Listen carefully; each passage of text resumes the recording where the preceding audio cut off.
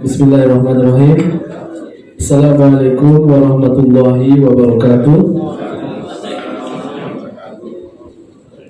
Alhamdulillah, salatu wassalamu ala rasulillah wa ba'du.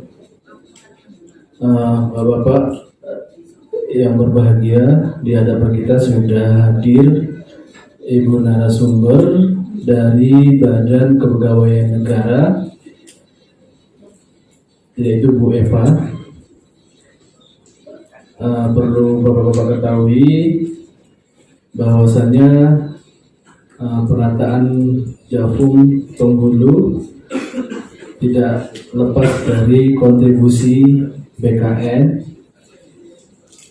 Permenpan kita nomor 9 tahun 2019 itu sebenarnya banyak perintahnya itu kepada instansi pembina, yaitu Kementerian Agama. Namun alhamdulillah kita dibantu oleh BKN sehingga lahirlah Juklat Jafung Penghulu, itu nomor peraturan BKN nomor 6 tahun 2020 yang kemudian diubah sedikit, ditambahin sedikit melalui peraturan BKN nomor 14 tahun 2020. Jadi dalam waktu 2 jam atau 3 jam ke depan ini, Ibu narasumber kita akan banyak berbicara tentang profil jabatan fungsional penghulu, apa saja kegiatannya, bagaimana mau naik pangkatnya, penilaian kinerjanya seperti apa, dan ada hal-hal mungkin bapak-bapak sudah baca ya peraturan BKN tersebut. Mungkin ada hal-hal yang belum jelas yang masih ingin ditanyakan, nanti kita bisa diskusikan dengan Ibu narasumber kita. Perlu kami sampaikan kepada Ibu narasumber bahwasanya untuk angkatan kedua ini pesertanya adalah Ketua APRI wilayah, jadi organisasi profesi penghulu namanya APRI, Asosiasi Penghulu Republik Indonesia, sudah dibentuk sebanyak 80% di Indonesia, tingkat provinsi, tingkat pusat, tingkat provinsi, dan tingkat kabupaten kota. APRI ini nanti punya tugas penting termasuk untuk membina penilaian kinerja, memberikan pembinaan tentang penilaian kinerja, terutama usul penetapan angka kredit untuk anggotanya. Selain perwakilan APRI provinsi, ada juga dari Widya Iswara, dari Balai Diklat, karena Balai Diklat juga menjadi mitra kita ketika melakukan pelatihan dan pendidikan dan pelatihan di daerah masing-masing. Baik Bapak Ibu sekalian, nanti mungkin Ibu langsung memperkenalkan diri sendiri, saya kurang hafal. Kita mulai saja ya sesi kita ini. Mari kita awali dengan membaca Bismillahirrahmanirrahim. Kepada Ibu narasumber kami silakan. Itu Bapak Ibu, ada ibunya ya. Saya sambil berdiri ya.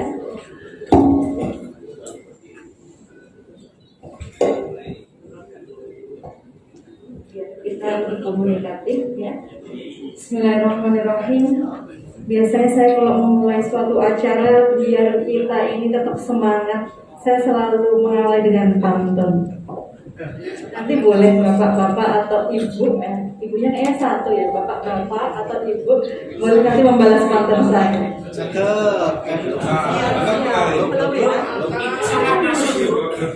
Jalan-jalan ke kota Palu, jalan-jalan ya di hari Sabtu.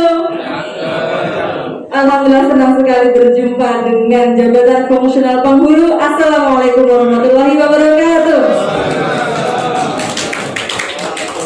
Alhamdulillahirrahmanirrahim. Wassalatu wassalamu ala asyrofil anbiya'i wal mursalin wa ala alihi wa ashabihi ajma'in. Rabbi shrah li sadri wa yassir li amri Walau data ministerial bahwa sama Badu. Ini kalau saya ketemu sama teman-teman Kemenak nih, saya biasanya melafalkan ini dulu gitu ya. Karena luar biasa kalau teman-teman dari Kementerian Agama ya, JF Penghulu, JF Pentafsir Mushaf Al-Quran ya, Jabatan Fungsional Pengembang Tafsir Al-Quran, itu luar biasa ya bagi kami. Jadi Bapak Ibu, izinkan saya di sini memperkenalkan diri. Saya Eva Fadela. Saya mewakili dari pimpinan, saya ditugaskan untuk berhadapan dengan bapak-bapak ibu-ibu, ingin bertransfer knowledge ya, berbagi ilmu terkait jabatan fungsional penghulu. Ya, mungkin tadi kalau diperkenalkan audiensnya ini adalah ada yang dari organisasi profesi, ada yang juga mengajar ya terkait kepenghuluan. Gitu ya Bapak Ibu ya. Jadi saya berada di Direktorat Jabatan ASN di BKN Pusat. Dan alhamdulillah saya dipercaya ya diamanahi untuk mengawal saat proses revisi Permenpan ini menjadi Permenpan nomor 9 tahun 2019 gitu ya. Termasuk begitu pun saat pengundangan perdan itu bukan perdan sakit ya, tapi peraturan badan, kami singkat perdan BKN nomor 9 tahun 2019. Begitu kemarin juknisnya juga PMA ya 11 tahun 2021 dari Direktorat Jabatan ASN juga alhamdulillah masih dilibatkan gitu ya. Bapak Ibu, terkait jabatan fungsional memang ada hal perubahan yang signifikan ya, termasuk salah satu penghulu ya. Nanti saya ingin bercerita terkait apa ini ya, sebentar, ada something wrong nih.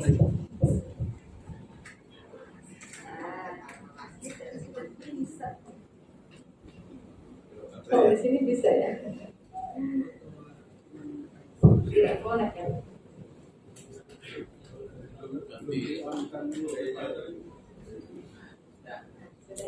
Tapi harus ya. Nah ini Bapak Ibu, nanti saya ingin kita diskusi ya terkait hal ini ya, yang membahas terkait apa sih pengaturan jabatan fungsional sekarang, bagaimana transformasi karir sekarang ini banyak sekali sudah penyetaraan ya dari jabatan administrasi ke jabatan fungsional, bagaimana peran jabatan fungsional itu sendiri, kemudian jenjang tugas JF penghulu ya, terus pengangkatan jabatan fungsional, terus kemudian nanti kita ini ada 12 pembahasan ini ya, dari pengangkatan, kemudian sudah duduk bagaimana kenaikan jabatan, pangkatnya sampai nanti pemberhentian ya. Baik. Ya, ini saya ingin bercerita terkait pengaturan jabatan fungsional Bapak Ibu. Ini saya masih berbicara terkait global ya. Bahwasanya kita mengalami ketika berbicara terkait jabatan fungsional, inilah filosofisnya pengaturannya. Dulu namanya Undang-Undang 8 tahun 74 itu masih bernama Pegawai Negeri. Ya. Nah, pegawai negeri itu dulu tuh ada sipil, ada TNI Polri. Tapi begitu dengan ada Undang-Undang nomor 43 tahun 99 mulailah memisahkan diri. TNI, Polri, PNS, pegawai BUMN ini memisahkan diri semuanya. Ya. Kemudian hal ini ditandai dengan berdirinya semua undang-undang itu Bapak Ibu. Ini saya dilihatnya adalah yang berhighlight yang warna hijau ya. Ya, yang warna hijau itu adalah Undang-Undang nomor 5 tahun 2014 yang khusus mengatur tentang aparatur sipil negara. Nah, kalau ngomongin ASN ini ada dua ya, Bapak-bapak Ibu. Jadi hanya ada PNS dan P3K. Nih, di sini ya. Nah, berbicara terkait Undang-Undang nomor 5 tahun 2014, ada 3 jabatan di PNS. Satu, ada jabatan JPT, jabatan pimpinan tinggi, kemudian jabatan administrasi dan jabatan fungsional.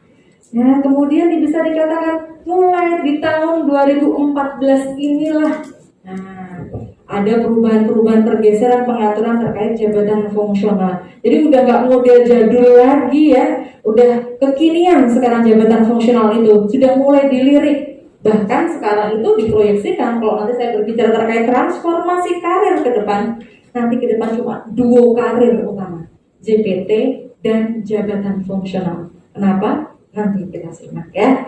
Jadi di dalam Undang-Undang nomor 5 tahun 2014 ya, di sini ada turunannya lagi Bapak-bapak Ibu. Aturannya yaitu PP 11 tahun 2017 tentang manajemen PNS. sebagaimana diubah dengan PP nomor 17 tahun 2020. Nah, di PP 11 inilah ya sudah ngomongin semua terkait sistem merit, di mana ketika seseorang mau duduk di dalam jabatan dilihat dulu kualifikasinya bagaimana kompetensinya, bagaimana kinerjanya, ya apakah yang bersangkutan tadi layak tidak duduk dalam jabatan tersebut. Pun begitu juga dengan jabatan fungsional, termasuk penghulu, gitu ya. Nah, kemudian highlight yang berikutnya sana adalah ada Permentan 13 tahun 2019. Ini adalah turunan dari PP 11 Bapak Ibu. Dan Permentan 13 tahun 2019 ini adalah kiblatnya penilaian JF sekarang. Ya, Permentan 13 tahun 2019. Silakan Bapak Ibu nanti bisa download. Ya. Kebetulan ini Permentannya penghulu sama Permentan 13 ini kakak beradik. Permentan penghulu lahir duluan kan nomornya 9 ya, Permentan 9 tahun 2019, dan ini Permentan 13 lahirnya belakangan. Ya, padahal di dalam Permentan 13, next di sini ada ketentuan yang di warna hijau ini, di dalam pasalnya, pasal 85 dinyatakan bahwasanya untuk seluruh peraturan yang belum mengacu ke Permentan 13 diberikan waktu 3 tahun nanti untuk segera mengacu ke Permentan 13. Sehingga Bapak-Bapak Ibu sebagai informasi bahwasanya Permentan 9 yang penghulu ini belum mengacu ke Permentan 13. Sehingga nanti ada kemungkinan ada perubahan-perubahan lagi. Sehingga tidak kaget ya Bapak Ibu ya. Sekarang sudah kami informasikan di sini ya. Nanti ya sebentar lagi mungkin nanti juga ada Permentan revisinya lagi dari Permentan 9. Gitu ya, karena memang mandatnya ya harus adanya penyesuaian dengan Permentan 13 tahun 2019. Bedanya apa? Ya, bedanya nanti saya akan ceritakan pada penilaian kinerjanya yang sangat berbeda ya. Nah, kemudian Bapak Ibu, ya di dalam PP 11 tadi ya ada perubahan di mana dalam PP 17 tahun 2020 perubahannya salah satunya adalah kedudukan JF itu semakin meningkat. Kalau di PP 11 kedudukan JF itu hanya di tingkat JPT Pratama. Jadi JF ahli utama ini setingginya ya cuma di JF ahli JPT Pratama di eselon 2. Namun dengan PP 17 JF utama ini naik di bawah JPT Madya di eselon 1-nya, gitu ya. Jadi dengan demikian kok semakin tinggi kedudukannya berarti semakin ya seharusnya posisi ahli utama itu sangat memegang peranan penting. Kalau saya analogikan seperti staf ahli menteri, sehingga pekerjaan-pekerjaannya ya harus bersifat yang strategis nasional, gitu ya, bahkan mungkin internasional, gitu ya. Nah, kemudian ada juga ini Bapak Ibu, di sini ada Permentan 14 nih temannya 13, Permentan 14 tahun 2019 yaitu saya kalau tadi ASN kan ada PNS sama P3K. Nah, ini terkait teman-teman yang nanti P3K dimungkinkan jabatan fungsional itu diduduki oleh P3K. Nah, kurang tahu nih nanti arahnya JF penghulu ini apakah bisa diduduki orang yang non PNS. Nah, ya tapi kalau untuk Permentannya sendiri itu nanti khusus untuk PNS-nya, karir PNS, gitu ya. Next, nah di sini dasar hukum penghulu ya. Ada PP 11, kemudian ada Permentan 9, kemudian ada Peraturan BKN nomor 6 sebagaimana diubah dengan Peraturan BKN nomor 14 tahun 2020. Ada juga PMA-nya nomor 16 tahun 2021 terkait juknis JF penghulu. Ya, ini manual booknya. Jadi kalau bapak-bapak mau ngajar ya yang media Iswara, kemudian yang dari organisasi profesi harus paham ini manual booknya yang terkait kepenghuluan ya. Kemudian ke depan transformasi karirnya bapak-bapak Ibu, bahwasanya nih Presiden Jokowi di saat pidatonya beliau ya menyatakan bahwasanya harus ada perubahan birokrasi yang lebih agile, lebih lincah lagi, sehingga adanya penyederhanaan birokrasi dengan adanya delayering ya, ada penghapusan eselon 3, eselon 4.